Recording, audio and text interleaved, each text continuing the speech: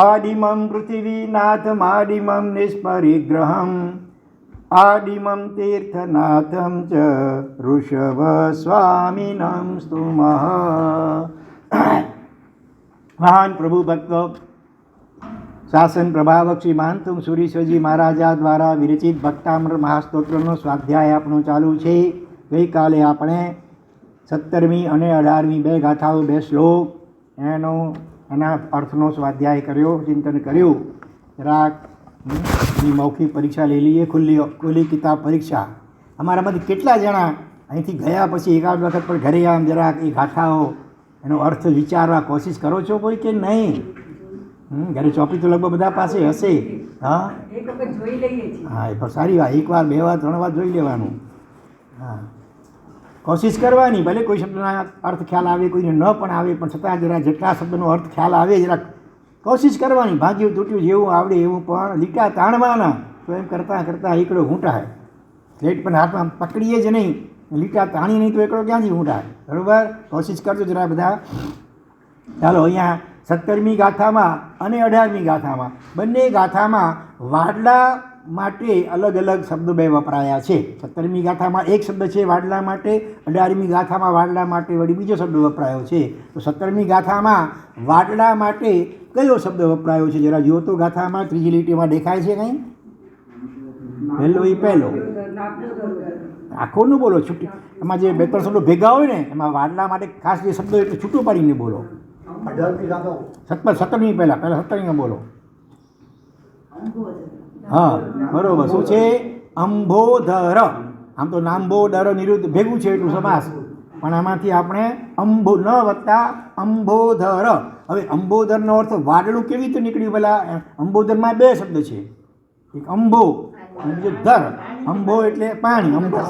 મૂળ શબ્દ અંબસ છે, પછી સંસ્કૃતના નિયમ પ્રમાણે સંભો થઈ ગયું. અને ધર એટલે ધારણ કરનાર. પાણીને ધારણ કોણ કરે? વાડલા. હવે 18મી ગાથામાં જુઓ, વાડલા માટે બીજી લીટીમાં કયો શબ્દ વપરાયો છે? 18મી ગાથામાં વારીડા. નામ આખું છે, હા, એ વિભક્તિ સહિત છે. ફક્ત મૂળ શબ્દ છે વારીદ. એમાં 2 શબ્દ, વારી અને ડ. તો વારી એટલે પાણી, અંબો અંબસ એટલે પણ પાણી, અને અહીંયા વારી એટલે પણ પાણી, નીર એટલે પણ પાણી, જલ એટલે પણ પાણી. ઘણા ઘણા શબ્દો છે પાણી વાચક. અને વારી દ એટલે દેનાર. ત્યાં ધર એટલે ધારણ કરનાર, પાણીનું ધારણ કરનાર. અહીંયા પાણીને દેનાર. પાણી કોણ આપે છે? વાડલા. એટલે વારી દ એટલે પણ વાડલા. બરોબર. કમળ માટે કહું છું 18મી ગાથામાં કમળ વાચક. ત્રીજી લીટીમાં 18મી ગાથા ત્રીજી લીટીમાં જુઓ. હા, એમાં મૂળ શબ્દ કયો છે? કમળ માટે આખું મુછા છે નહીં, અબજ ખાલી 2 શબ્દ છે, મુખ વત્તા અબજ. અબજ એટલે કમળ, મુખ કમળ છે ને, મુખ કમળ જેવું મુખ. તો અબજનો અર્થ એમાં પણ 2 શબ્દ છે. કમળ કેમ નીકળ્યો અર્થ આમાંથી? અબજનો અર્થ અબ વત્તા જ. અપ એટલે પાણી, અપકાય. પનો પછી બ થઈ ગયો હિન્દીના નિયમ પ્રમાણે. અને જ પાણીમાંથી જે જન્મે તો કમળ. અબજ એટલે કમળ. તો આ 17મી અને 18મી ગાથામાં અનુક્રમે પરમાત્માને આકાશમાં દેખાતા સૂર્ય અને ચંદ્ર કરતાં પણ વધારે પ્રકાશવાન, વધારે તેજસ્વી, વધારે મહિમાવાન જણાવ્યો. કારણ કે એ સૂર્ય અને ચંદ્રમાં તો કેટલી ખામીઓ છે. એ વળી બંને જણા, સૂર્ય સાંજે અસ્ત થઈ જાય અને ચંદ્ર સવાર પડતા પડે પણ અસ્ત થઈ જાય. ચંદ્રમાં તો પ્રકાશમાં વધઘટ થયા કરે છે, અને એ પણ મર્યાદિત ક્ષેત્રને પ્રકાશિત કરે છે. આખા વિશ્વને, આખા 14 રાજલોકને કંઈ પ્રકાશિત કરતા નથી. માત્ર તીર્છા લોકના પણ અમુક વિભાગમાં જ પ્રકાશિત કરી શકે છે. બરાબર. અસંખ્ય સૂર્યચંદ્રોની જરૂર પડે છે તીર્છા લોકને પણ પૂરું પ્રકાશિત કરવા માટે. અને વળી પાછું એ બંને જણાને, સૂર્ય અને ચંદ્રને કોણ ઘસી લે છે? રાહુ ઘસી લે છે. એને કારણે ગ્રહણ થઈ જતું હોય છે. વળી સૂર્ય કે ચંદ્ર બંને જણા વાદળાઓથી ઘેરાઈ જાય ઘનઘોર, ત્યારે પછી એનો પ્રકાશ નીચે બરાબર આવી શકતો નથી. આવા બધા માઇનસ પોઈન્ટ આ સૂર્યચંદ્રમાં છે. ત્યારે પરમાત્માનું જે કેવળ જ્ઞાન રૂપી સૂર્ય કે ચંદ્ર જે પ્રકાશ પથરાયો છે એમાં ક્યાંય વધઘટ થતી નથી, ક્યારેય પણ એ ઢંકાતું નથી. બરાબર. એનો ક્યારેય પણ અસ્ત થતો નથી. તો આ રીતે ભગવાનને આ લૌકિક સૂર્યચંદ્ર કરતાં પણ વધુ મહિમાવંત તરીકે વર્ણવ્યા. અને હવે આપણે આજે પણ લગભગ 2 ગાથા લેવા કોશિશ કરીશું, 19મી અને 20મી ગાથા. તો 19મી ગાથા એકવાર આપણે લઈ લઈએ. કિમ સર્વરીષુ શશિનાન્નિ વિવસ્વતાવા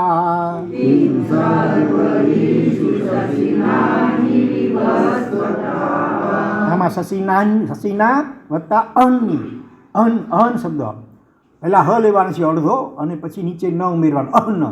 અહની અનહી નહીં પણ અહની, બરાબર. હ પહેલાં ન પછી હ અડધો. યુષ્મન મુખેન્દુ દલિતેષુ તમસ્સુ નાથ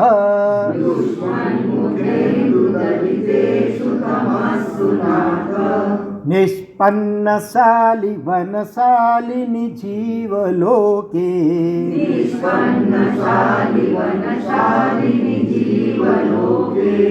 કાર્યમ કિયત જલધરૈર્જલભારનમ્રૈ.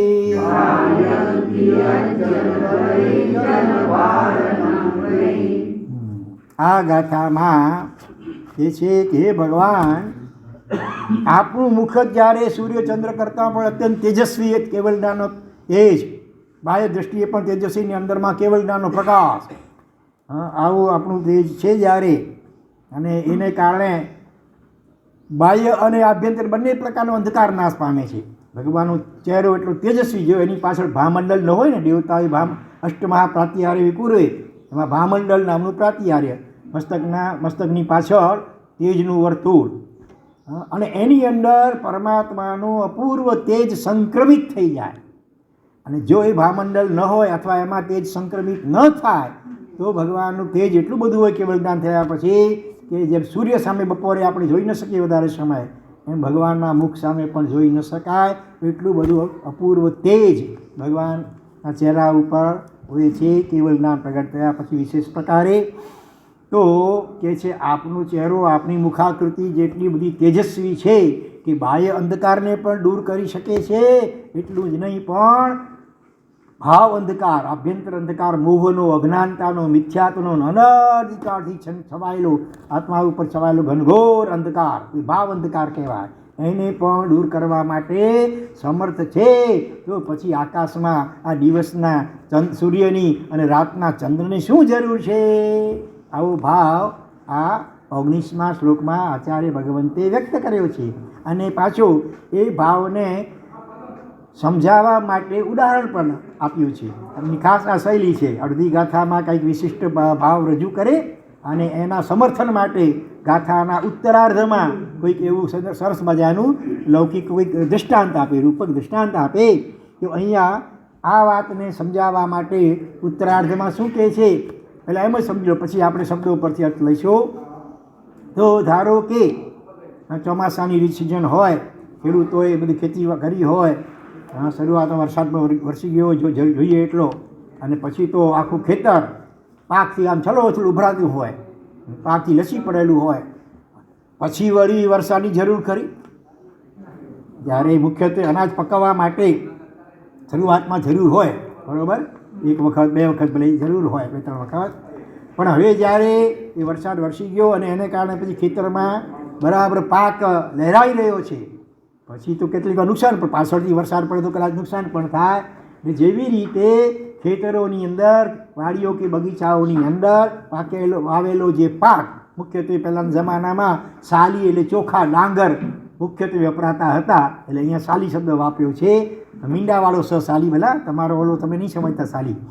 તો એ ડાંગરના પાકથી ક્યારે ખેતરો બધા લચી રહ્યા હોય તો એ વખતે પછી હવે આ કાળા ભમર વાડલા એની કોઈ જરૂર ખરી ભાઈ? કાંઈ જરૂર નહીં.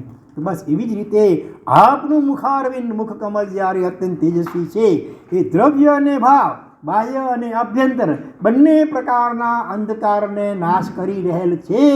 તો પછી એ ભગવાન, મને તો લાગે છે ફોગટ આ સૂર્ય બિચારો આકાશમાં તકલીફ લે છે, ચંદ્ર આકાશમાં ઉગે છે, ન હોય તોય પણ કાંઈ જરૂર નથી.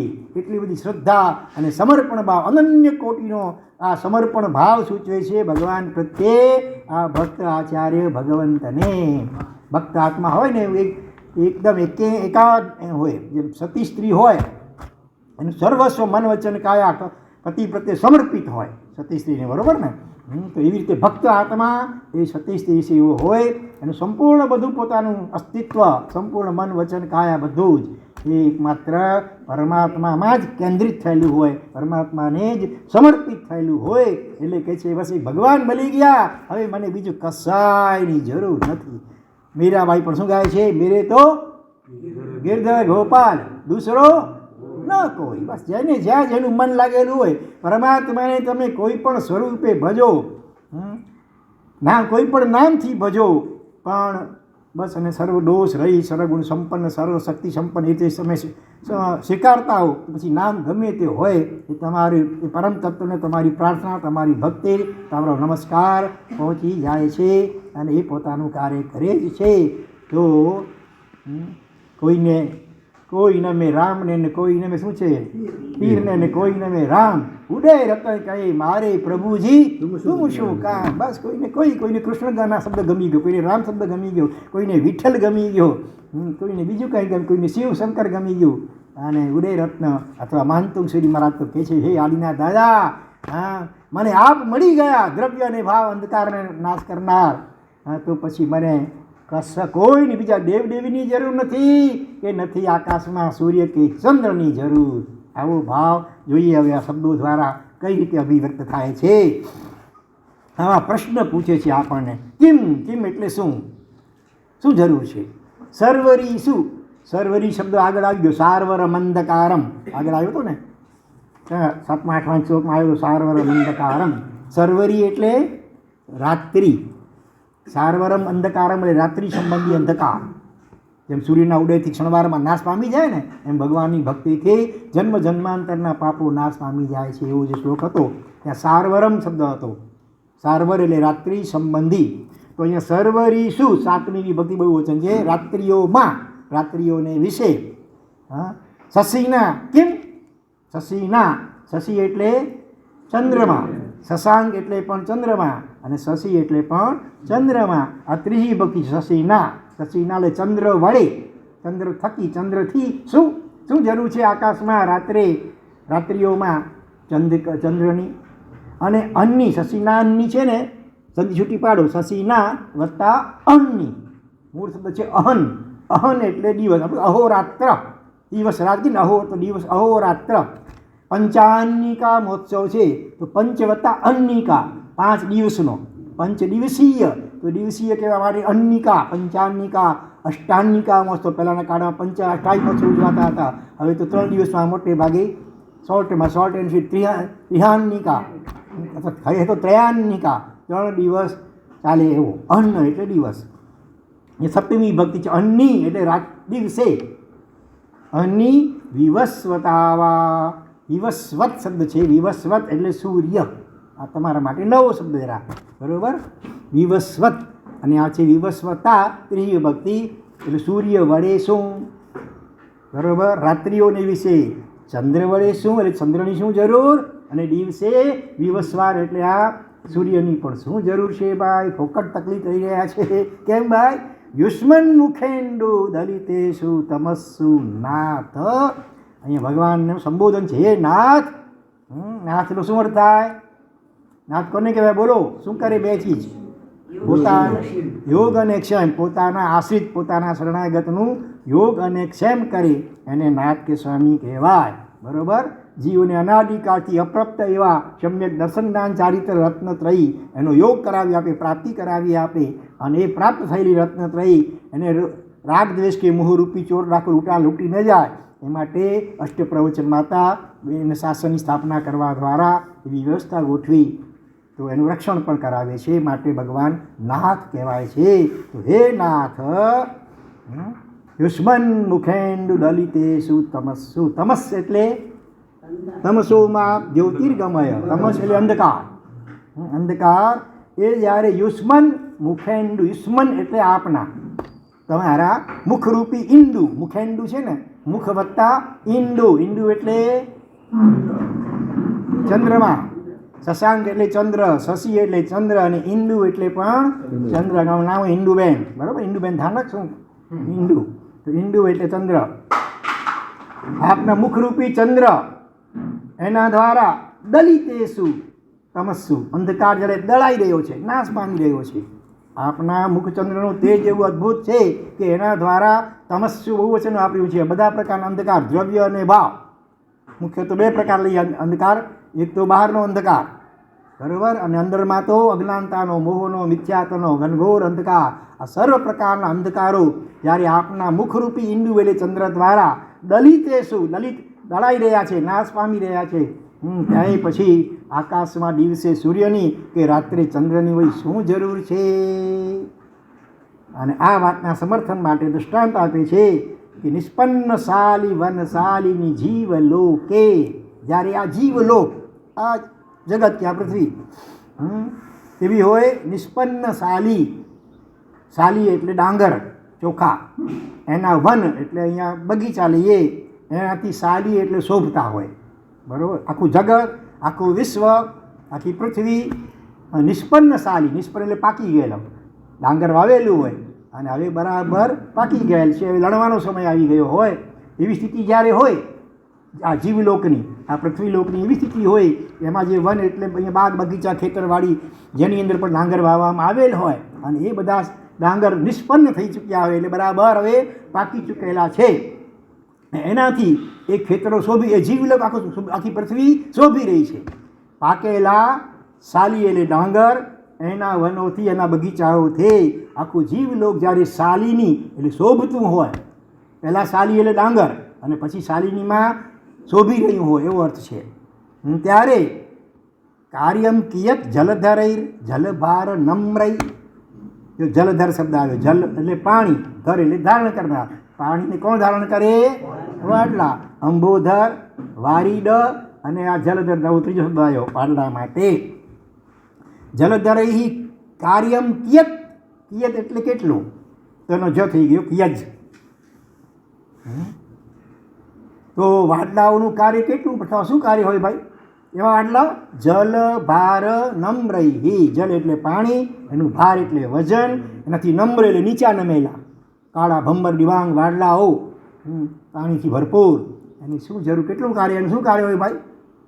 મુખ્ય કાર્ય તો અનાજને પકાવવાનું હતું, ઉગવવાનું ને એને મોટું કરવાનું, એ બધું કાર્ય થઈ ગયું પૂરું.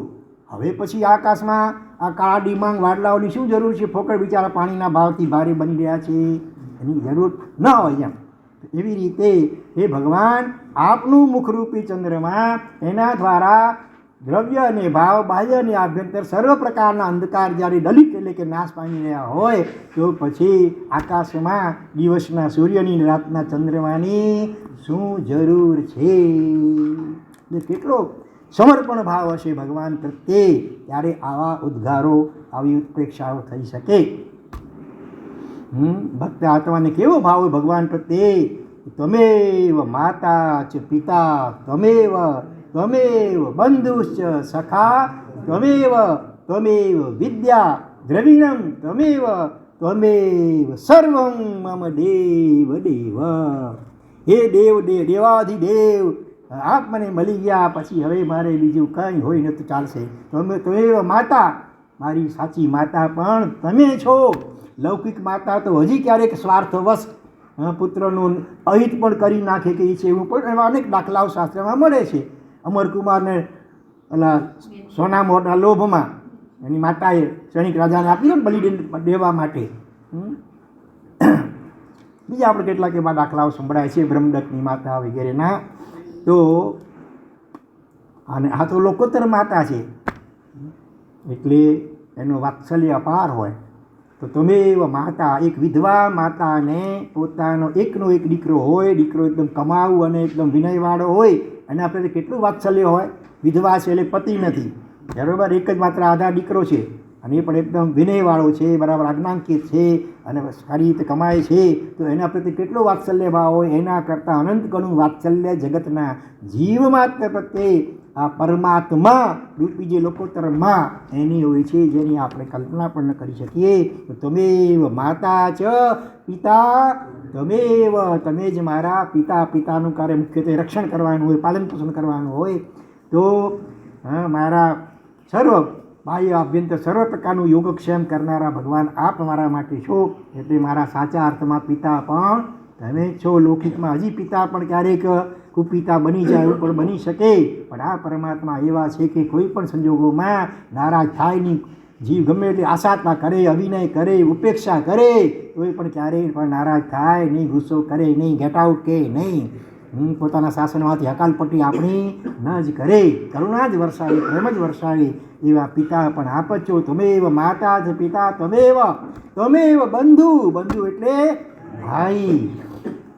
એ પણ મારા ભાઈ પણ હતા ને, બંધુનો સગાવાલા પણ, સાચા સગાવાલા અને સાચો ભાઈ એ પણ ભગવાન આપ જ છો મારા માટે. સાચો ભાઈ હોય તો ભાઈના દુઃખી સુખે સુખીની દુઃખી થાય. પોતાના ભાઈની સાચી ચિંતા કરે તો આપ મારી સર્વ પ્રકારે મારા આત્માની ચિંતા કરનારા આપ મારા સાચા અર્થમાં ભાઈ છો. આપણે જ્યારે નિગોડમાં હતા, કાંડા બટાટા ડુંગળી લસણ ગાજર મૂળા વગેરે તરીકે રંધાતા બફાતા કપાતા ચવાતા હતા, એ વખતે પણ આપણા આત્માની સાચી ચિંતા કોઈએ કરી હોય તો પરમાત્માએ કરી છે.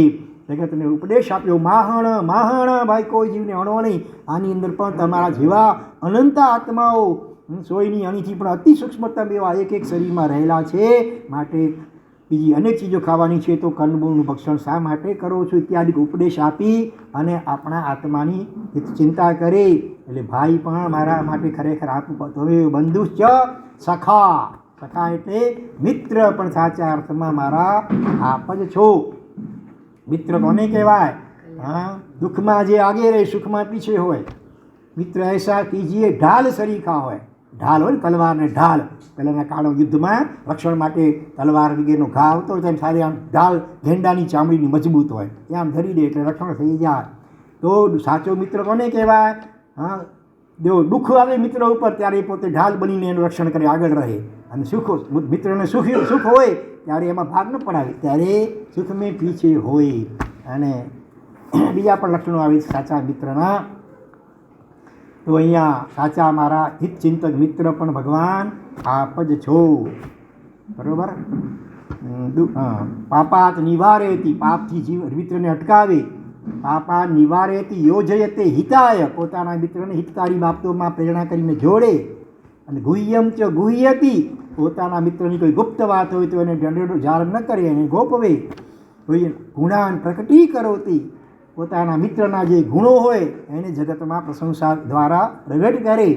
અને આપદ ગતમ ચ ન કદાપી જહાતી મિત્રમ, પોતાનો મિત્ર આપત્તિમાં આવે ત્યારે ક્યારેય પણ એનો સાથ છોડે નહીં. આવા સાચા મિત્રો મળવા કેટલા મળશે? આ બહુ દુર્લભ હોય હો. ગુરુ તત્વને જ્ઞાનીઓએ કલ્યાણ મિત્રની ઉપમા આપી છે. આવા મિત્ર હોય ને કલ્યાણ મિત્ર કહેવાય. એનાથી વિપરીત હોય તો અકલ્યાણ મિત્ર. જ્ઞાનીઓ કહે છે સાચા મિત્ર ન મળે તો જંગલમાં વાઘ વરુની વચ્ચે રહેવું સારું, પણ અકલ્યાણ મિત્રની સોબત ભૂલે જ કોઈ કરવી નહીં. તો એવા ઊંધેરાવાળી ચડાવી દે વિષ્ણુમાં અને પાપોમાં. એ જન્માંતરો બગડી અનંત ભવ સુધી દુર્ગતિઓમાં બકટવું પડે. એટલે બીજા કલ્યાણ મિત્ર ન મળે, ગુરુ તત્વને કલ્યાણ મિત્ર તરીકે સ્વીકારો. અને આવા કોઈ સારા પુસ્તકો હોય જેમાંથી સારી પ્રેરણાઓ મળતી હોય એને તમારા મિત્ર બનાવો. ભૂલે છો કે અકલ્યાણ મિત્રોની સોબત તો કરશો જ નહીં. તો ભગવાન જ તમે જ મારા સાચા હિતચિંતક મિત્ર છો. તમેવ માતા ચ પિતા તમેવ બંધુ ચ સખા તમેવ વિદ્યા કહો, જ્ઞાન કહો, મારું સમજણ કહો, મારી બધી મતિ તતિ બધું તમે છો. દ્રવિણમ, દ્રવિણ એટલે ધન, સાચું ધન કોઈ હોય. મેરે તો રામ રતન ધન પાયોજી મેને. મીરાબાઈ કહે છે ને ભગવાનનું નામ એ જ સાચું ધન છે. ઓલો ધન તો અનાજ પાકો કરાવે અને અહીં રહી જાય. એના કારણે કેટલું ટેન્શન સંભાળવાની, કેટલી ચિંતા, પહેલાં મેળવવાની ચિંતા, પછી રક્ષણ કરવાની ચિંતા, દરેક રીતે ચિંતા કરાવે. એવું કહેવાય અર્થ એટલે પૈસો. પણ છે અનર્થોની ખાણ ખરેખર તો. પણ સાચું ધન હોય તો પ્રભુનું નામ. ને free of charge 9 lakh 9 crore જેટલું જોઈએ એટલું લ્યો ભાઈ. સાચું ધન પણ પ્રભુ મારું આપ જ છો. એટલે આ ભગવાનનું નામ મળી ગયું. હવે કદાચ બાહ્ય દ્રષ્ટિએ ધન ઓછું હતું અને એની કોઈ ચિંતા એને હોય નહીં. નરસિંહ મહેતા કેવા ફક્કડ થઈને જીવતા હતા કે નહીં? છતાં જ્યારે જરૂરિયાત પડી તે બધી એની જરૂરિયાતો પૂરી પડતી હતી કે નહીં? શ્રદ્ધા અને સમર્પણ ભાવ જોઈએ. આવો અનન્ય કોટીનો સમર્પણ ભાવ જોઈએ. ત્વમેવ સર્વં મમ દેવ દેવ, હે દેવાદેવ આપ જ મારું સર્વસ્વ છો. આવો જ વિશિષ્ટ ભાવ વર્ધમાન શક્રસ્તવના આપણે એક શ્લોકમાં મૂક્યો છે. ત્વમે માતા પિતા નેતા, ત્યાં નેતા કહે, માતા પિતા અને નેતા લીડર, મને માર્ગદર્શન આપનાર, એ પણ સાચા આપ છો. ત્વમે માતા પિતા નેતા દેવો ધર્મો ગુરુ પર, પર એટલે ઉત્કૃષ્ટ કોટીના દેવ પરમાત્મા દેવાદિદેવ, ગુરુ પણ મારા આપ જ છો, જગત ગુરુ, અને મારા માટે ધર્મ પણ આપ જ છો, બધું જ આપ છો. પછી પ્રાણા, મારું પ્રાણ આપ છો. તારે શું કહું, આપના કારણે મારા પ્રાણ ચાલી રહ્યા છે. પ્રાણા સ્વર્ગોપવર્ગશ્ચ, મારા માટે સ્વર્ગ અને અપવર્ગ મોક્ષ પણ પ્રભુ આપ છો. આપ મળી ગયા, હવે મને સ્વર્ગ કે મોક્ષની પણ ચિંતા નથી. મળે કે મને કદાચ નરકમાં પણ ધારો કે જવું પડે ને, ચડી રહ્યાની જેમ, પણ ત્યાં આપનું નામ સ્મરણ મને મળતું હોય તો મને નરક પણ મંજૂર છે. આવો અનન્ય કોટીનો સમર્પણ ભાવ વિશિષ્ટ કોટીના ભક્ત આત્માઓને પ્રભુ પ્રત્યે હોય. પ્રાણા સ્વર્ગોપવર્ગશ્ચ સત્વં તત્વં ગતિર મતિ, બધું સત્વ એટલે શક્તિ, મારામાં જે કંઈ છે આપને આભારી છે. સત્વમ તત્વ, મારા માટે કોઈ સારભૂત આ જગતમાં તત્વ કોઈ પણ બાબત હોય તો આપ છો. બાકી આખું સંસાર અસાર છે, આપ મળ્યા છો માટે અસાર સંસારમાં પણ રહેવું મને મંજૂર છે. આપનું શાસન વગેરે મળ્યું ત્યાં સુધી. અને ગતિ મારી પગમાં હું જે કંઈ ચાલી શકું છું ને, એ પણ આપને આભારી છે. મારી મતિ બુદ્ધિ જે કાંઈ પણ સદબુદ્ધ સારા વિચારો ભાવો આવે છે એ પણ આપને આભારી છે. આ રીતે અનન્ય કોટીનો સમર્પણ ભાવ વિશિષ્ટ કોટીના ભક્ત આત્માનો હોય છે. અને આવો જ ભાવ આ શ્લોક દ્વારા મહાંતમ સૂર્ય આચાર્ય ભગવંતે પણ વ્યક્ત કર્યો છે. હે ભગવાન, આપનું મુખરૂપી ચંદ્રમાં જ્યારે આ જગતના બાહ્ય અને અભ્યંતર બંને પ્રકારના અંધકારોને નાશ કરી રહેલ છે, ત્યારે આકાશમાં દિવસે સૂર્ય અને રાત્રે ચંદ્રની શું જરૂર છે? જો આ પૃથ્વી ઉપર બધા જ ખેતરો બગીચાઓ ધાન્યથી રસી પડેલા હોય તો પછી આ કાળા ડિબાંગ વાદળાઓની ફોકસ શું જરૂર હોય? બરાબર. ચાલો હવે આપણે ગુજરાતીમાં જ આ કાવ્યને જોઈએ. અંધારાને પ્રભુ મુખરૂપી ચંદ્રમાં જો ન સાડે, રાત્રે ચાંદો દિનમહી રવિ એટલે સૂર્ય માનવા તો જ આડે, જે ક્યારામાં શુભ રીત વડે સાલી પાકી અતિશે, તેમાં ક્યારે પણ નવ આહા મેઘનું કામ દીશે. આ રચના કોઈ શ્રાવકે કરેલી છે. માવજીભાઈ નામના, માવજીભાઈ દામજી શાહ નામના કોઈક શ્રાવકે કરેલી છે. એટલે શ્રાવકનો અભ્યાસમાં કેટલો હશે સંસ્કૃતનો, વિચાર કરો. બરાબર. આપણે હવે ક્યારે થશું આવા સંસ્કૃત કાવ્ય ઉપરથી ગુજરાતીમાં પદ્યાનુવાદ કર્યો છે. એવી રીતે આપણે જે અરિહંત વંદનાવલી બોલી છે ગુજરાતીમાં, એનું પણ આ ગુજરાતીમાં અનુવાદ મૂળ તો પ્રાકૃતમાં છે અરિહંત વંદનાવલી, અને એનું ગુજરાતીમાં પદ્યાનુવાદ પન્યાસ પ્રવર્ષી ભદ્રંકર દેવજી મહારાજ સાહેબના એક વિશિષ્ટ ભક્ત, શ્રાવકનું નામ કોઈને ખ્યાલ છે? છેલ્લી ગાથામાં આવે છે અરિહંત વંદનાવલી. છેલ્લી ગાથા યાદ કરો.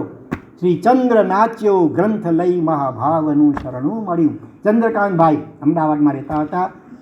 પોતે એન્જિનિયર બહુ બાહ્ય રીતે ખૂબ ભણેલા હતા. અને પછી જ્યારે પન્યાસી મહારાજની કૃપાના પાત્ર બન્યા ત્યારે એમણે સંસ્કૃત પ્રાકૃતનો પણ અભ્યાસ કર્યો. અને એવા એક ગ્રંથમાં પ્રાકૃત ભાષામાં અરિહંત વંદનાવલી વાંચી અને એટલો આનંદ થયો, આમ નાચી ઉઠ્યા એ કિતાબ પુસ્તકને માથે રાખી કરીને. પછી એને થયું કે પ્રાકૃત ભાષા આજે લોકો જાણતા નથી, પહેલાંના કાળમાં તો લોકભોષી ભાષા હતી. તો પછી એમણે ગુજરાતીમાં કાવ્ય રૂપે રચના કરી છે. કેવી સુંદર મજાની ભાવવાળી રચના છે અરિહંત વંદનાવલી. ક્યારેક આપણે એના દ્વારા પણ પરમાત્માના અભિષેક કરીશું. એ ખ્યાલ નથી કયા છે, પણ નામ આપ્યું સ્વર્ગીય માવજીભાઈ દામજી શાહ એવું નામ લખેલું મેં વાંચેલું છે. ચાલો. અને એવી જ રીતે આપણે રત્નાકર 25 બોલીએ છીએ. બરાબર. મંદિર છો મુક્તિ તણા માંગલ્ય ક્રીડાના પ્રભુ. એ પણ મૂળ તો રત્નાકર સૂર્ય આચાર્ય ભગવંતે સંસ્કૃતમાં રચાયેલું છે. અને આ ગુજરાતીમાં પદ્યાનુવાદ કોણે કર્યું ખબર છે કોઈને? એની પણ શૈલી કે સેકન્ડ લાસ્ટ ગાથામાં નામ આવે છે. શૈલી ગાથામાં લગભગ આપો સમ્યગ રત્ન શ્યામ જીવને, શ્યામજીભાઈ, શ્યામ જીવને શ્યામજીભાઈ નામના શ્રાવકે. કેવા કેવા શ્રાવકો થઈ ગયા નજીકના ભૂતકાળની અંદર પણ આવા વિશિષ્ટ કે સંસ્કૃત અને પ્રાકૃત જે રચનાઓ હતી એનું ગુજરાતીમાં પદ્યાનુવાદ સુંદર મજાનો કરીને આપણને કેટલી સગવડ કરી આપી છે, તોય આપણે આળસ કરીએ છીએ. તો કેટલા ધન્યવાદ આપણને આપવા ઘટે નહીં? હા સર, ગુજરાતી ભાષામાં આવા ભાવવાહી શબ્દોમાં આવી સુંદર રચનાઓ કરી આપી છે આપણા સાધર્મિક એવા વિશિષ્ટ વિદ્વાન સુશ્રાવકોએ. છતાં આપણે જો આળસની ઉપેક્ષા કરીએ તો શું ઇનામ આપણને ધર્મ સત્તા આપશે કે કર્મ સત્તા આપશે? વિચારજો. બરાબર. તો આ ગુજરાતી પદ્યાનુવાદ. હવે આ ગાથાની રિદ્ધિ મંત્ર અને એનો પ્રભાવ જોઈ લઈએ. ઓમ રીમ અર્હમ નમો વિદ્યાહરાણમ. બોલો ઓમ રીમ. વિદ્યાહર એટલે વિદ્યાધર, આકાશમાં વિદ્યાના બળે ઉડી શકે એવા મહામુનિવરો, એમને નમસ્કાર છે આ રિદ્ધિ દ્વારા. અને ત્યાર પછી 20મો શ્લોક આવશે, એમાં આવશે ઓમ રીમ અર્હમ ઉચ્ચારણાણમ, ચારણ લબ્ધિ. એ પન્ના દ્વારા પણ આકાશમાં ઉડી શકાય. બંનેમાં થોડોક તફાવત હોય છે. તો ઓમ રીમ અર્હમ નમો વિદ્યાહરાણમ. ઓમ રીમ અર્હમ નમો વિદ્યાહરાણમ. આવી અનેક લબ્ધિઓ પૂર્વે મહાપુરુષોમાં હતી, પણ ક્યારેય પણ ચમત્કાર દેખાડવા માટે એનો ઉપયોગ કરતા જ નહોતા. વિશિષ્ટ શાસનની રક્ષાનું કોઈ પ્રભાવનાનું કાર્ય હોય તો જ એનો ઉપયોગ કરતા. હવે એનો મંત્ર તમારે સ્વાહા બોલવાનો છે. છેલ્લે ઓમ રામ રીમ રૂમ ર યક્ષ રીમ વસટ નમઃ. ઓમ રામ રીમ રૂમ ર યક્ષ રીમ વસટ નમઃ. ઓમ રામ રીમ રૂમ ર યક્ષ રીમ વસટ નમઃ. આ બધા મંત્રો એવા હોય એ બોલવાથી અમુક પ્રકારના વાઇબ્રેશન્સ, તરંગો ઉત્પન્ન થતા હોય અને એના કારણે સૂક્ષ્મ રીતે ઘણા વિશિષ્ટ કાર્યો થતા હોય છે. આજે પણ લેઝર કિરણો દ્વારા, જે રેખાની આંખથી સૂક્ષ્મ કિરણો દ્વારા ઓપરેશન પણ થાય કે ન થાય? અને એપોલો વગેરે ઉપર અંતરિક્ષમાં જે યાનો જતા હોય એમાં કંઈ ખામી થાય મશીનની, તો એ લેઝર કિરણો અહીંથી લેઝર કિરણો દ્વારા એ મશીનની રિપેરિંગ પણ થઈ શકતું હોય છે. તો આ બધા એવા બીજાક્ષર મંત્રો છે કે એનાથી વિશિષ્ટ કોટીના પોઝિટિવ વાઇબ્રેશન્સ ઉત્પન્ન થતા હોય છે, જે આપણા નાડી તંત્ર, ચિત્તતંત્ર ઉપર ઘણી પોઝિટિવ અસર કરતા હોય છે. અને બાહ્ય રીતે પણ કેટલા વિશિષ્ટ કાર્યો અને વિઘ્નોની દૂરીકરણ વગેરે થતું હોય છે. અને આ 19મી ગાથા અને એનો યંત્ર સાથે રાખી કરી આ રિદ્ધિ અને મંત્રનો જાપ કરવામાં આવે અમુક સંખ્યામાં, અમુક રીતે, તો મલિન પ્રયોગોની અસર ન થાય. મેલી વિદ્યા મંત્ર બધી આજે ઘણું આવું ચાલે છે. ઈર્ષ્યાથી, દ્વેષથી, સ્વાર્થથી, પોતે જાણતા હોય તો તાંત્રિકમાં પૈસા આપી કરીને કરાવડાવે. તો પણ આ ગાથા ભક્તિપૂર્વક એનો સ્વાધ્યાય કરવામાં આવે, આ રિદ્ધિ મંત્રનો જાપ કરવામાં આવે તો કોઈ પણ પ્રકારના મેલી વિદ્યા વગેરેના પ્રયોગોની વિપરીત અસર થાય નહીં. અને બીજું, જ્યાં જાય ત્યાં જીવને સુખે આજીવિકા મળે, આજીવિકાની ચિંતા રહે નહીં ઇત્યાદિ પ્રભાવ આ ગાથા અને રિદ્ધિ મંત્રનો આપવામાં આવ્યો છે. હવે આ 19મી ગાથા એના મહાત્મ્યને દર્શાવતી એક પ્રાચીન કથા, જે ગુણાકર્ષુરી આચાર્ય ભગવંતે સંસ્કૃતમાં આ ભક્તામૃત સ્તોત્રનું વિવેચન લખ્યું છે. એની અંદર આ અમુક કથાઓ જે મૂકી છે એ આપણે લઈએ. વિશાલા નામે નગરી, અને એની અંદર લક્ષ્મણ નામે એક જૈન શ્રીમંત શ્રાવક રહેતા હતા. ખૂબ પરોપકારી સ્વભાવવાળા હતા. એમના ગુરુનું નામ હતું રામચંદ્ર સૂરે, અને એમની પાસેથી એમને ભક્તામૃત સ્તોત્ર આમનાએ સહિત શીખી રહ્યો હતો. સીધું કોઈ પણ ગાથા કે મંત્ર લઈએ તો એનો પ્રભાવ જલ્દી જોવા મળે નહીં, પણ જેમણે એ મંત્રને કે સ્તોત્રને સિદ્ધ કર્યો હોય, એમણે પણ પોતાના ગુરુગમથી સિદ્ધ કર્યો હોય, એવા જાણકાર જ્ઞાની ગુરુ ભગવંત પાસેથી તેત્રે મંત્ર વગેરે લેવામાં આવે. આમના એટલે એની વિધિ અમુક હોય, કેટલીક વિધિ એવી હોય લખાયેલી, એ ગુરુ પરમાંથી મૌખિક રીતે અપાતી હોય. લખેલું હોય તો ઘણીવાર એનો દુરુપયોગ પણ થઈ શકે.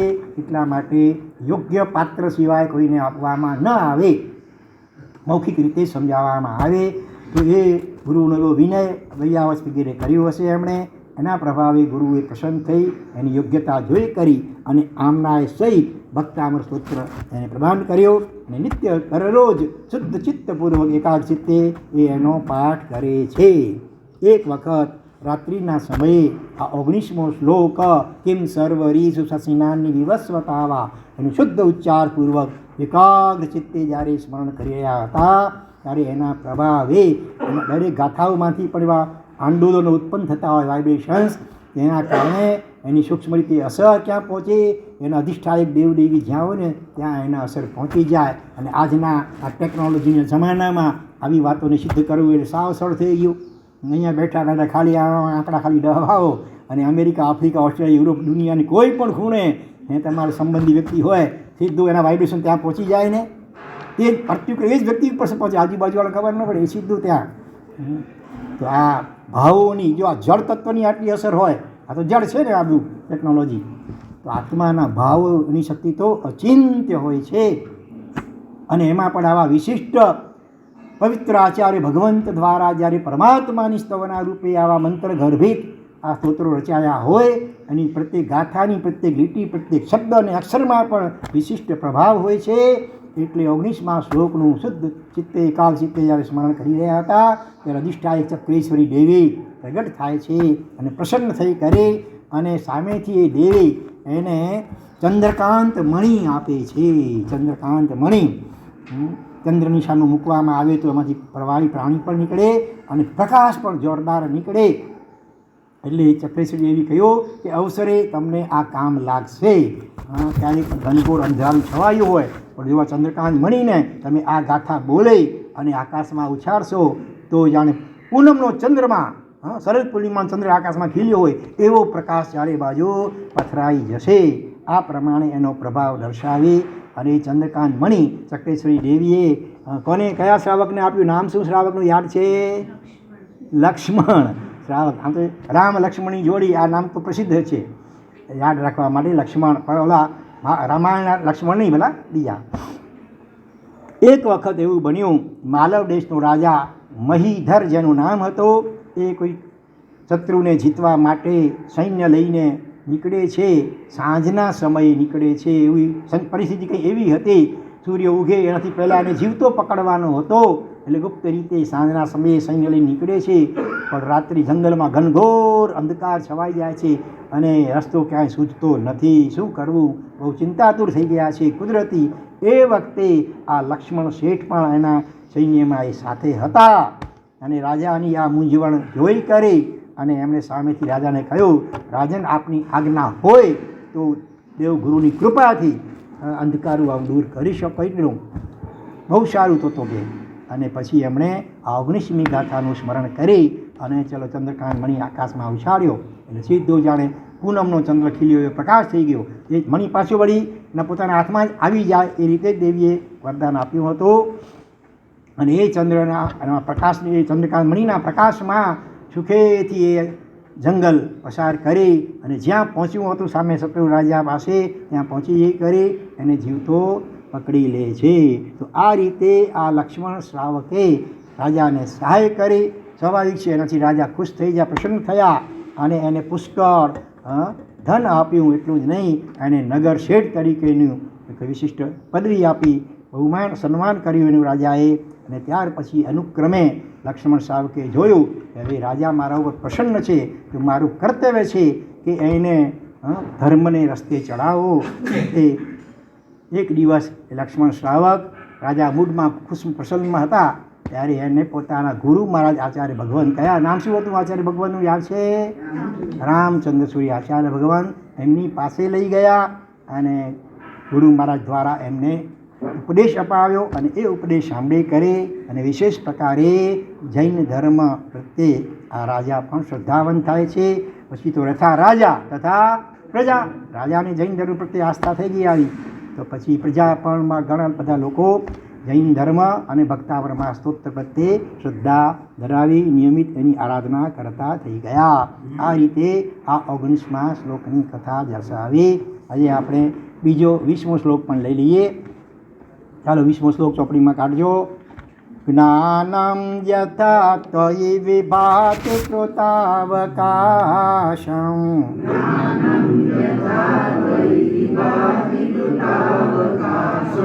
નૈવં તથા હરિહરાદિષુ નાયકેષુ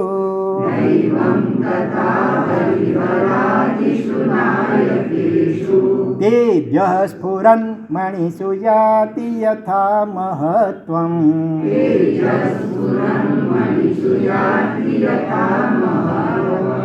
નૈવં તુ કાચ સકલે કિરણાકુલેપી.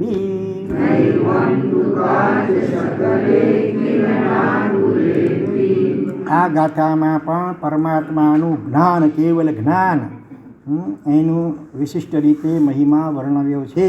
જો શું કહે છે, હે ભગવાન, આપનામાં જેવું જ્ઞાન, કેવલ જ્ઞાન જે શોભી રહ્યું છે, અને કેવલ જ્ઞાન દ્વારા દેશના આપીને આપે જે શ્યાડવાડનું જ્ઞાન આપ્યું જગતને, એ એવું અદ્ભુત અને અજોડ છે કે એવું જ્ઞાન દુનિયામાં અનેક દર્શનો છે, ધર્મ સંપ્રદાયો છે, પણ મોટાભાગના બધા કેવા છે? એકાંતવાદી છે. એકાંત એટલે આમ જ, એમ જકાર, આત્મા નિત્ય જ, એમ વેદાંત વગેરે દર્શન કહે. કોઈ બૌદ્ધ દર્શન કહે આત્મા અનિત્ય એટલે ક્ષણિક જ છે, સર્વમ ક્ષણિકમ ક્ષણિકમ. એમાં આત્માને પણ ક્ષણિક અપેક્ષાએ છે. આત્મા ક્ષણિક પર્યાય બદલાયા કરે છે, અવસ્થાઓ બદલાયા કરે છે. મૂળ આત્મદ્રવ્ય, દ્રવ્યની અપેક્ષાએ આત્મા નિત્ય પણ છે, અને પર્યાય એટલે અવસ્થાઓની અપેક્ષાએ આત્મા અનિત્ય પણ છે. જૈન દર્શન, શાડવાડ દર્શનની અપેક્ષાએ આત્મા નિત્યાનિત્ય છે. નિત્ય વત્તા બંને છે. નિત્ય પણ, કોઈક અપેક્ષાએ નિત્ય પણ, અને કોઈક અપેક્ષાએ અનિત્ય પણ છે. આને કહેવાય શાડવાડ અથવા સાપેક્ષવાદ અથવા અનેકાંતવાદ. બહુ જ મહત્વનો આ સિદ્ધાંત છે. એ ભગવાન તીર્થંકર પરમાત્મા જ પ્રકાશી શકે છે. બાકી દુનિયાના લગભગ બધા જ જે ધર્મ સંપ્રદાયો કહેવાય છે, બધા એકાંતવાદી છે. બરાબર? જો અનેકાંત જીવનમાં શાડવાડ કેટલું ઉપયોગી થઈ શકે. શાડવાડ એમ કહે છે કે તમારાથી જુદો કે ભિન્ન અથવા વિપરીત કે વિરુદ્ધ અભિપ્રાય તમારા કોઈ વ્યક્તિનો, સામી વ્યક્તિનો હોય તો તમે કોઈક અપેક્ષાથી, કોઈક એંગલથી એની એ વાત પણ સાચી હોઈ શકે છે. તમે એના સ્થાને પોતાની જાતને મૂકી અને એ વાતને કે પરિસ્થિતિને સમજવા પ્રયત્ન કરશો તો તમને લાગશે કે ના ભાઈ, એની વાત પણ સાચી છે. તમારી વાત પણ સાચી હોય તમારી દૃષ્ટિબિંદુથી, અમારા દૃષ્ટિબિંદુથી, અને સામી વ્યક્તિની વાત જે અત્યારે આપણને વિપરીત દેખાઈ રહી છે એ પણ એ એંગલથી સાચી હોઈ શકે. આ રીતે આપણે જો સામી બીજી વ્યક્તિના એંગલ, એની વિચારધારા, એના અભિપ્રાયને સમજવા પ્રયત્ન કરીએ તો ક્યાંય ઝઘડા કે ખેંચતાણને સ્થાન રહે નહીં. કેવું આમ શાંતિનું સામ્રાજ્ય સ્થપાઈ જાય. પણ કાળનો એવો વિચિત્ર પ્રભાવ છે આ પંચમ કાળનો કે આવો મહાન લોકોત્તર શાડવાડ આપણને મળ્યો હોવા છતાં આપણે નાની નાની વાતોમાં ખેંચતાણમાં પડી જઈએ છીએ અને શાસનની પ્રભાવનાને બદલે ક્યાંક હિલનામાં નિમિત્ત બની જઈએ છીએ. બોલો, આ આંગળી નાની છે કે? બીજો પ્રશ્ન પૂછું, હિમાલય ક્યાં આવ્યો? બોલો, હિમાલય કઈ બાજુ આવ્યો ભારતમાં? હિમાલય ક્યાં આવ્યો તમને પૂછવામાં આવે, દિશામાં બતાવો, કઈ દિશામાં છે હિમાલય? ઉત્તરમાં છે. બરોબર, ભારતમાં પણ ઉત્તરમાં છે ને, આપણે અહીંથી ઉત્તરમાં છે. પણ ચાઇના વાળા લોકોને માટે એમને પૂછવામાં આવે, ભાઈ હિમાલય ક્યાં છે? શું કહે છે? દક્ષિણમાં છે. હવે ઉત્તર અને દક્ષિણ તો એકબીજાથી તદ્દન વિપરીત થઈ ગયા કે નહીં? છતાં બંને સાચા છે કે નહીં? પોતપોતાના એંગલથી બંને સાચા, અને સામી વ્યક્તિના એંગલથી બંને ખોટા. તો જો માત્ર મને જે સમજાય છે એ જ સાચું અને બાકી બધું ખોટું, તો આ જાતનો કડાગ્રહ શાડવાદીના અંતરમાં ન હોઈ શકે. એ સામી વ્યક્તિની જગ્યાએ પોતાની જાતને મૂકીને પણ વિચારે તો એને લાગે કે ભાઈ એની વાત પણ, એની અપેક્ષા એ સાચી છે. એક જ વ્યક્તિ પિતા પણ હોય ને પુત્ર હોય કે ન હોય? બંને હોઈ શકે. પોતાના પિતાની અપેક્ષા પુત્ર છે અને પોતાના પુત્રની અપેક્ષા પિતા પણ છે. એક જ વ્યક્તિ કાકા પણ હોય ને ભત્રીજો પણ હોય, મામા પણ હોય ને ભાણેજ પણ હોય ને સાસુ પણ હોય ને વહુ પણ હોય. બધું હોઈ શકે અલગ અલગ અપેક્ષાથી. એક જ અપેક્ષાથી નહીં પણ અલગ અલગ અપેક્ષાથી વિપરીત દેખાતા એવા ગુણધર્મો પણ એક જ વસ્તુમાં બરાબર સંભવી શકે છે. તો આને કહેવાય શાડવાડ. તો ભગવાને કેવલ જ્ઞાન દ્વારા આ વિશ્વનું ત્રિકાલિક સ્વરૂપ જોઈ જાણી અને જે વ્યવહારમાં જીવવા માટે, મૈત્રી ભાવે જીવવા માટે આપણને જે શાડવાડ જે સિદ્ધાંત આપ્યો છે ને, ખરેખર અદ્ભુત, અલૌકિક અને અજોડ છે. દુનિયાના બીજા ધર્મ સંપ્રદાયોના સ્થાપકો ભલે એમાં એમાં પણ કેટલા ગુણો હશે, વિશેષતા હશે, એની જ્ઞાન નહીં, પણ સંપૂર્ણ જ્ઞાની નહોતા, અધૂરા છદમસ્ત હતા. એને કારણે મોટે ભાગે એની પ્રરૂપણામાં એકાંતવાદ આવી ગયો કે આત્મા નિત્ય જ છે કે આત્મા અનિત્ય જ છે. બીજી પણ એવી અનેક બાબતોની અંદર. એટલે આ ભગવાનનું કેવલ જ્ઞાનરૂપી ગુણ અને એના દ્વારા અપાયેલો જે શાઢવાદ સિદ્ધાંત એની અનુમોદના કરે છે. શું કહે છે? જ્ઞાનમ યથા ત્વયી વિભાતિ. યથા એટલે જેવી રીતે જ્ઞાન, કેવલ જ્ઞાન, ત્વયી એટલે તમારા વિશે, આપને વિશે, વિભાતિ એટલે શોભે છે, ટીપે છે. કેવું જ્ઞાન છે? કૃતાવકાશમ આ જ્ઞાનનું વિશેષણ છે. કૃત એટલે કરેલ છે, અવકાશ એટલે અહીંયા પ્રકાશને જેણે જગતના સર્વ પદાર્થોને જેણે પ્રકાશિત કર્યા છે. અરૂપી પદાર્થો ધર્મમાંથી કાય, અધર્મમાંથી કાય, આકાશમાંથી કાય વગેરે અરૂપી પદાર્થો અને આત્મા વગેરેને પણ જેણે પ્રકાશિત કરેલ છે, લોકાલોકને જેણે પ્રકાશિત કરેલ છે, એવું કેવલ જ્ઞાન. યથા એટલે જેવું, ત્વયી એટલે તમારા કે આપણા વિશે, વિભાતિ એટલે શોભે છે. ન એવમ, નૈવમ છે ને, ન વત્તા એવમ, એવમ એટલે આ પ્રમાણે એવું જ્ઞાન. તથા તેવા પ્રકારે હરિહરાદિશુ નાયકેશુ ન. હરિ એટલે વિષ્ણુ અને હર એટલે શંકર વગેરેથી બધું બીજા પણ અનેક દેવદેવીઓ સમજી લો. એવા જે દુનિયામાં નાયક તરીકે, ભગવાન તરીકે ભલે ઘણા લોકો એને માને છે, પૂજે છે, પણ છતાં એમના એવું જ્ઞાન હશે ભલે કેટલું, પણ છતાં સંપૂર્ણ જ્ઞાન તો નથી જ. નહીં તો એમ કેમ કહેવાય કે ન જાણ્યું જાનકી નાથે સવારે શું થવાનું છે? રાજ્યાભિષેક થવાનો હતો ને જંગલમાં જવું પડ્યું ઓચિંતું. સંપૂર્ણ જ્ઞાન હોત ખ્યાલ આવી જાય, પહેલેથી આવું ન થાય. અથવા બીજો દાખલો લઈએ, અજૈન મહાભારતમાં આવે છે, દ્રષ્ટાંત આવે છે કે ઘણા લોકો આજે આપણા ઉપર આક્ષેપ કરતા હોય. આપણામાં આવે છે કે ભાઈ શ્રી કૃષ્ણ વાસુદેવ અત્યારે ક્યાં છે? નરકમાં છે. બરાબર, તેજી નરકમાં છે. તો આ વાત ભૂલી ચૂકે ક્યારેય પણ ઇતર લોકોની સામે કરવી નહીં તો અર્થનો અનર્થ થાય. એ લોકોને આપણા જૈન શાસન પ્રત્યે ભયંકર કોડીનો દ્વેષ અને વૈર વિરોધ જેવું થઈ જાય. તો જ્યારે કલિકાલ સ્વરૂપે હેમચંદ્રાચાર્ય ભગવંત વિદ્યમાન હતા એ વખતે કેટલાક ઈર્ષાળુ બ્રાહ્મણોએ રાજાના કાન ભંભેર્યા કે આ તો કૃષ્ણને, આપણા કૃષ્ણને, એ રાજા એ વખતે શરૂઆતમાં સિદ્ધરાજ જયસિંહ, એ તો હજી કંઈ જૈન ધર્મ નહોતો બન્યો, એને કૃષ્ણ કે શંકર વગેરેને માનનારો હોય. એટલે રાજાએ બ્રાહ્મણોએ કાન ભંભેર્યા.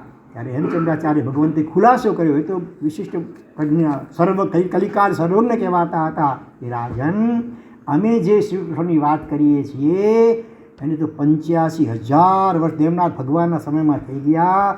અને આ બધા જનરલી લોકમાં જે કહેવાય છે શ્રી કૃષ્ણ, એને તો ગીતાના જે ઉપદેષ્ટા એ તો 5,000 વર્ષ પછી થયા છે માન. એટલે બંને કૃષ્ણ જુદા છે અને એક જ નામવાળા ઘણીવાર ઘણા વ્યક્તિઓથી જોવા મળે છે. અને ઘણીવાર યોગાનું એવું પણ બને કે એમના કેટલાક જીવન પ્રસંગો એકબીજા નામ પણ સરખું હોય અને કેટલાક જીવન પ્રસંગો પણ મળતા આવતા હોય છે. ઘણા દાખલાઓ છાપાની એક કોલમ આવતી, જાણ્યું મુનિન્દ્રના નામે લેખ મારા આવતી હતી. એની અંદર ઘણા હવે યોગાનુયોગ કિસ્સા બનેલા હોય, અલગ અલગ દેશમાં હોય, છતાં પણ નામ સરખા અને ઘણી બધી સિમિલારિટી બંનેમાં હોય. તો એ કૃષ્ણ જુદા અને આ કૃષ્ણ જુદા. હવે એ વાતને સિદ્ધ કરવા માટે એમણે જૈનેતર જે મહાભારત એનો જ એક શ્લોક ટાંકી બતાવ્યો. પ્રાય કરીને ખાલી કર્ણ અર્થાત 3-2માંથી જે પણ હોય, પણ એમને એની એવી ઈચ્છા હતી, અંતિમ ઈચ્છા કે મારા શબ્દનો અગ્નિ સંસ્કાર એવી જગ્યાએ કરવામાં આવે કે જ્યાં કોઈનો પણ અગ્નિ સંસ્કાર ન થયો હોય. એટલે છેલ્લે પછી શ્રી કૃષ્ણ એના શબને લઈ કરી ખભા પર ઊંચકી કરી અને ક્યાં જાય છે? એકદમ પર્વતની કોઈ ટોચ ઉપર જાય છે કે અહીંયા તો કોઈનો અગ્નિ સંસ્કાર નહીં થયો. સ્મશાન કે એની આજુબાજુમાં થાય, પણ પર્વતની ટોચ ઉપર ક્યાં થયો હોય? અને જ્યાં અગ્નિ સંસ્કારની તૈયારી કરે છે ત્યાં આકાશવાણી થાય છે. શું થાય છે? આકાશવાણી, અત્ર ભીષ્મ સતમ દગ્ધમ. અહીંયા તો 100 ભીષ્મ પિતામહ બળી ચૂક્યા છે. પાંડવાનામ સતત 300 પાંડવો અહીંયા બળી, એનો અગ્નિ સંસ્કાર થઈ ચૂક્યો છે. દ્રોણાચાર્ય સહસ્રમ તો અહીંયા તો 1000 દ્રોણાચાર્ય બળી ચૂક્યા છે. અને કર્ણ સંખ્યા નવિદ્યતે, કર્ણ તો અસંખ્ય, એની કોઈ સંખ્યા જ નથી, અનલિમિટેડ, એટલા બધા કર્ણો, એનો અગ્નિ સંસ્કાર અહીંયા થઈ ચૂક્યો છે. એટલે ત્યાં છોડીને બીજે ઠેકાણે જ્યાં જ્યાં જાય ત્યાં લગભગ આવા જ પ્રકારની આકાશવાણી થાય છે. એનો મતલબ એ થયો ભૂતકાળ અનંત છે, અનંત કાળમાં અનંત ઘટનાઓ એક સરખી પણ બને, એક સરખા નામ, એક સરખા પ્રસંગો બનેલા હોય, આવું બની શકે છે. બરાબર. એનો મતલબ શું થયો?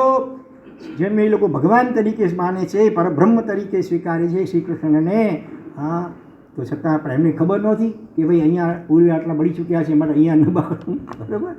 આ રીતે જો સંપૂર્ણ જ્ઞાની, ત્રિકાળ જ્ઞાની હોત, કેવળ જ્ઞાની હોત તો પછી આવું ન બને. બરાબર.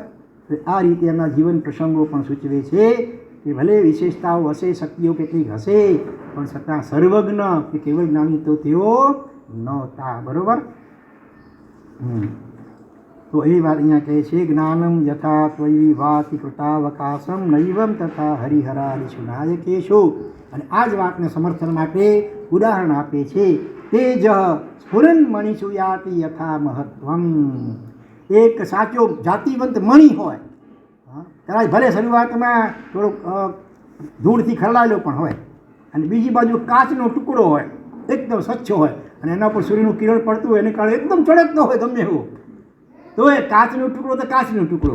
બરાબર. ગમે એટલું ચળકતો હોય સૂર્યના કિરણને કારણે. અને બીજી બાજુ સાચો મણિ, કોઈનું હીરા જેવું કોઈ, અને એ કદાચ ધૂળથી પણ ખરડાયેલું હોય, છતાં એમાં જે અંદરમાં ખરેખરું તેજ હોય છે એ ચળકતા એવા પણ કાચના ટુકડામાં ક્યાંથી સંભવે ન જ હોય. એવી જ રીતે એટલે કે આપ જો છે છો છો એ સાચા હીરા જેવા છો. અને અન્ય દેવદેવીઓ ભલે કેટલી શક્તિઓ વિશેષ હોય ભલે, તો પણ આખરે તો કાચના ટુકડાની તુલ્ય છે. કાચના ટુકડાને સાચા હીરા સાથે સરખાવી શકાય ખરું ભાઈ? ન સરખાવી શકાય. અજ્ઞાની કોઈ આ તો વિચાર હોય અને એ માત્ર બાહ્ય ચળકાટને જોઈને અંજાઈ જાય, એમ ઘણા અજ્ઞાની જીવો બાહ્ય કેટલાક ચમત્કારોને જોઈને એ અંજાઈ જતા હોય, એક જુદી વાત છે. પણ સાચો વિવેકી ધર્માત્મા હોય એ તો એના બરાબર એની પરીક્ષા કરી સારી રીતે કે ખરેખર એના જીવન પ્રસંગો અને મુદ્રા શું સૂચવે છે. જો વિતરાગ પરમાત્માની મુદ્રા જ વિતરાગ દશાને, નહીં કોઈ રાગનું ચિહ્ન અડખે પડખે કોઈ સ્ત્રી વગેરે, નહીં કોઈ દ્વેષનું ચિહ્ન કોઈ શસ્ત્ર અસ્ત્ર હાથમાં, નહીં કોઈ વાહન વગેરે, નહીં માળા પણ સૂચવે છે. કોઈ નાના માળા હોય ને એ પણ અધુરાસ્તે સૂચવે છે. હજી કોઈકનું નામ જપવું પડે છે, હજી પોતે પૂર્ણ થયા નથી. ભગવાનની કશું જરૂર નથી પડતી. આ ભગવાનની મુદ્રા એ જ વિતરાગ દશાને સૂચવે છે. જ્યારે અન્ય દેવદેવીઓની મુદ્રા જ એ રાગ દ્વેષ અને મોહના ચિહ્નોને સૂચવે છે, અધૂરાપણાને સૂચવે છે. તો ક્યારે પણ આવા દેવાધિદેવ એને છોડી કરી અને રાગી દ્વેષી મોહી દેવો એની બાધા માનતા આખી કરાય, જ્યાં ત્યાં માથા નમાવાય, જ્યાં ત્યાં દોડાદોડી કરાય નહીં. આ ગૌરવ છે આચાર્ય ભગવંતને. હે ભગવાન, આવા કેવળ જ્ઞાની સર્વજ્ઞ અને સ્યાદવાદ સિદ્ધાંતના ઉપદેષ્ટા આપ મને મળી ગયા. હવે મારે બીજે ક્યાંય જવાની જરૂર નથી. બરાબર. આવી ખુમારી આ શ્લોકનો અર્થ આપણે જો ખરેખર સમજ્યા હોઈએ તો આપણા દરેકના અંતરમાં પ્રગટવી જોઈએ. આપણે કોઈ દેવદેવીની ટીકા નિંદા કરવી નથી, પણ સાચી ઓળખાણ તો હોવી જોઈએ કે નહીં ભાઈ? હા, પિત્તળને પિત્તળ કહો અને સોનાને સોનું કહો, એમાં કંઈ પિત્તળે તમે ટીકા નથી કરતા. સોનાની કિંમત જે હોય તોલા પ્રમાણે તમે જે બતાવો હજારોને તે, અને પિત્તળને કિલો પ્રમાણે પણ એના કરતાં ઓછી કિંમત હોય, તો એમાં કંઈ તમે પિત્તળનું વેલ્યુએશન કરો છો? હા, એવું નથી. જે વાસ્તવિકતા છે બસ એને સમજવાની છે. ગોળ અને ખોળ સરખા કરી શકાય? બંનેની તાકાત સરખી. ગોળ ખાઓ અને ખોળ ખાઓ. છાશ અને દૂધ બંને સફેદ છે, બંને પ્રવાહી લિક્વિડ છે, બંને ગોરસ કહેવાય છે, છતાં પણ દૂધ અને છાશની કિંમત સરખી ભાઈ? લેતી દેતી કરી હોય તો સરખી કિંમતે થશે નહીં, થાય ને? તો એમાં કંઈ આપણે છાશની નિંદા નથી કરતા. ઓછી કિંમતે મફતમાં પણ છાશ તો અપાતી. તો એથી કરીને કાંઈ એની નિંદા ટીકા નથી. જેમાં જે ગુણ હોય તો એને એ રીતે મૂલ્યાંકન થવું જોઈએ. એ તો એને વિવેક કહેવાય. જે વિતરાગ પરમાત્મા, સર્વજ્ઞ, સર્વદર્શી, કરુણાના સાગર, એને બીજા દેવદેવી સાથે સરખાવીએ એ તો કેટલું બેહુડું કહેવાય, કેટલું અનુચિત કહેવાય. ઘણી વાર તો શાસ્ત્રમાં ત્યાં સુધી કે ઝેરને અમૃતને સરખા ગણાય ન ગણાય. ભલે દુનિયાના અન્ય ધર્મોમાં પણ કેટલી સારી સારી વાતો આવે છે, એની ના નહીં, પણ એટલા માત્રથી થોડી ઘણું સરખાપણું કે સારાપણું હોય એટલા માત્રથી બધા ધર્મો ધર્મતા મળે સરખા. એ ભેદભાવ કોલા ખપે એવો જાણે પોતાની જાતને બહુ નિષ્પક્ષપાતી જીવ માનતો હોય. હા, સાચા અને સારામાં ઘણો ફરક હોય. તો આ વસ્તુ ખાસ સમજવા જેવી છે. કોઈ ધર્મની ટીકા નિંદા ન કરીએ, માધ્યસ્થ ભાવ ભલે ધારણ કરીએ, પણ ધર્મ મળે સરખા અહીં કે દેવ મળે સરખા અહીં એનું તો જોવા જાય ન. માતા, બહેન, દીકરી અને પત્ની ચારે છે તો લેડીઝ તો સરખો વ્યવહાર કરશો ચારે પ્રત્યે નહીં ને. જેને જ્યાં ઉચિત જ્યાં જે ઉચિત હોય ત્યાં એ રીતે વ્યવહાર કરાય. થોડું ઘણું સરખાપણું ભલે હોય, સ્ત્રી તરીકેનું સ્ત્રીપણું ચારેયમાં છે ભલે, છતાં વ્યવહારમાં તો ઘણો ફરક પડી જાય. બસ એ જ રીતે ધર્મો અથવા ભગવાન જે કહેવાતા હોય એ દેવ બધા એ અને વિતરાગ પરમાત્મા અને એને પ્રેરૂપેલો જે આ ધર્મ એને સરખા ક્યારેય પણ મનાય પણ નહીં, બોલાય પણ નહીં. ભૂતકાળમાં અજ્ઞાન અવસ્થામાં કદાચ કંઈ મનાઈ ગયું હોય, આવું બોલાઈ ગયું હોય તો એની ક્ષમા માગી લેજો પરમાત્મા પાસે. શક્ય હોય તો પ્રાયશ્ચિત કરી લેજો અને હવેથી ભૂલે ચૂકે સરખા બોલવા કે માનવા નહીં. અને કોઈ અજ્ઞાનતાને કારણે બોલતું હોય તો શક્ય હોય તો પ્રેમથી એમને સમજાવજો. બરાબર? તો આવી અદ્ભુત વાત કેમ કે જે તેજ સ્ફુરન મણીશું, સ્ફુરત એટલે આમ ચળકતા એવા મણીઓને વિશે યથા મહત્વમ યાતિ, જેવું મહત્વને યાતિ એટલે પામે છે. દીપ્યમાન મણીઓમાં રહેલું તેજ એવા એ જેવા મહત્વને પામે છે, એની જે એવી કિંમત જેવી હોય છે એવી. નૈવમ તું કાચ સકલે, કાચનો સકલ એટલે ટુકડો, મીંડાવાળો સ હોય ને સકલ એટલે ટુકડો થાય, ને સસલાનો સ હોય દંત્ય સ હોય ને તો સકલ એટલે સંપૂર્ણ, આખું ઉલટું અર્થ થઈ જાય. સકલ લોકમાં સૌને વંદે, ત્યાં દંત્ય સ હોય, સકલ સંપૂર્ણ લોક. ને આ શકલ મીંડાવાળો સ તાલાવે એટલે ટુકડો, કાચના ટુકડામાં. કાચો ટુકડો કેવો હોય? કિરણા કુલેપી, કિરણોથી આકુલ એટલે વ્યાપ્ત છવાયેલો. કોના કિરણો? સૂર્યના. સૂર્યના કિરણોથી આકુલ હોય, છવાયેલો હોય, એને કારણે ગમે એટલો ચળકતો હોય તો પણ એનું ઓરિજિનલ પોતાનું તેજ તો છે જ નહીં. ન એવમ, એવમ એટલે આ પ્રમાણે, ન એટલે નથી શોભતું, નથી મહત્વને પામતું. દેદીપ્યમાન મણીઓને વિશે તેજ જેવું મહત્વને પામે છે એવું મહત્વ કિરણોથી વ્યાપ્ત એવા પણ કાચના ટુકડામાં મહત્વને પામતો નથી. એવી રીતે હે ભગવાન, આપને વિશે જે કેવલ જ્ઞાનનું જે તેજ ને પ્રકાશ જે દીપે છે એવું દુનિયાના બીજા હરિહર વિગે નાયકો જે કહેવાય છે એમના વિશે એવું તેજ શોભતું નથી. એ પણ છદમસ્ત છે. અને એમના જીવન પ્રસંગોમાં જે કેટલીક ચમત્કારી ઘટનાઓ પણ આવતી હોય ને તો ચમત્કાર તો સામાન્ય દેવદેવી પણ કરી શકે. તો ભગવાનમાં અને દેવદેવીમાં શું ફરક? ભગવાન તો પરમાત્મા દેવાધિદેવ હોય અને ચમત્કાર તો સામાન્ય કોઈ દેવદેવી પણ બતાવી શકે. એટલે ચમત્કારોથી અંજાવવાનું હોતું નથી, પણ આપણામાં અજ્ઞાનતા અને સાથે સંસારના ભૌતિક પદાર્થોનો લોભ એટલો બધો તીવ્ર હોય છે કે તરત ચમત્કાર ત્યાં નમસ્કાર દોડી જઈએ. જરાક સમજાય કે ભાઈ સંભળાય કે અહીંયા હું આટલા રવિવાર અમુક ઠેકાણે જવાથી ઈચ્છા પૂર્તિ થાય છે, આગનું બેસવું, દાળનું પડવું, કોકને કંઈક અનાયાસે થોડોક લાભ થઈ ગયો એટલે પછી ત્યાં એક બકરી બે કરીને પડે ખાડામાં, પાછળ 100 ઘેટા બકરી બધા પડે બે કરે ખાડામાં. આવા ગાડરિયા પ્રવાહ જેવી આપણી ઘણીવાર સ્થિતિ જોવા મળે. એટલે રવિવારે વાંદરા પહોંચે,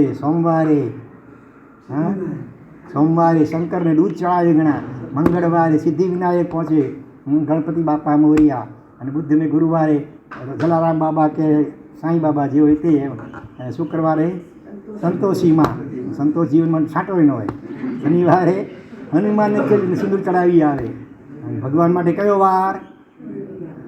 રવિવારે ન જ, રવિવારે તો આગળ બાબા પાસે, રવિવાર ત્યાં વાંદરા જાય. ક્રિશ્ચિયનના બધે બધે હાલે. તમારી પાસે કેટલા આવે છે દેરાસર, શાંતિનાથ દેરાસરમાં અજયનો કેટલા આવે છે કહો જો. અને આપણે બધે ઠેકાણે દોડીએ તો શું આપણને કેટલા ધન્યવાદ આપવા ઘટે. આપણી ઉદારતા કહેવાય એ ઉડાવું પણ શું કહેવાય. ખૂબ શાંત ચિત્તે ગંભીરતાથી આ શ્લોકના હાર્દને વિચારજો અને એની વૃદ્ધિ લઈ લઈએ જરાક. જોકે સમય ઓછો છે. ભલે હવે આ ગાથાની વૃદ્ધિ, મંત્રનો પ્રભાવ અને ગુજરાતીમાં કાવ્ય અને એના પ્રભાવની કથા એ બધું જે વિષય બાકી છે એ અગ્રે વર્તમાન. ઓમ શાંતિ શાંતિ શાંતિ. ત્રણે લોકના સર્વે જીવોનો કલ્યાણ મંગલ અને શીઘ્ર મોક્ષ થાઓ એવી મંગલ ભાવના પૂર્વક. ઓમ રીમ નમો હરિહંતાણામ. ઓમ રીમ નમો સિદ્ધાણામ. ઓમ રીમ નમો આયર્યાણામ. ઓમ રીમ નમો ઉપજાયાણામ. ઓમ રીમ નમો લોય સબ્બ સાહુણામ. ઓમ રીમ નમો દંસણસ. ઓમ રીમ નમો નાણસ. ઓમ રીમ નમો ચારિતસ. ઓમ રીમ નમો તવસ. ઓમ રીમ શ્રી સિદ્ધ ચક્રાય નમઃ. ઓમ રીમ નમો હરિહંતાણામ.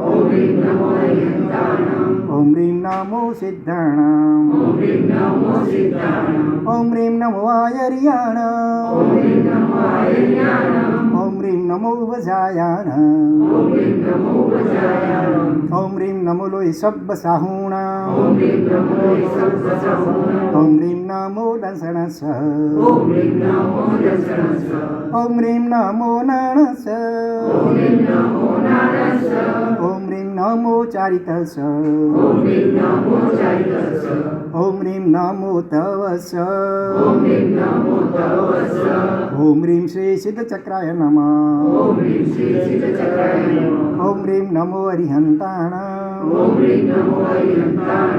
ઓમ રીમ નમો સિદ્ધાણામ.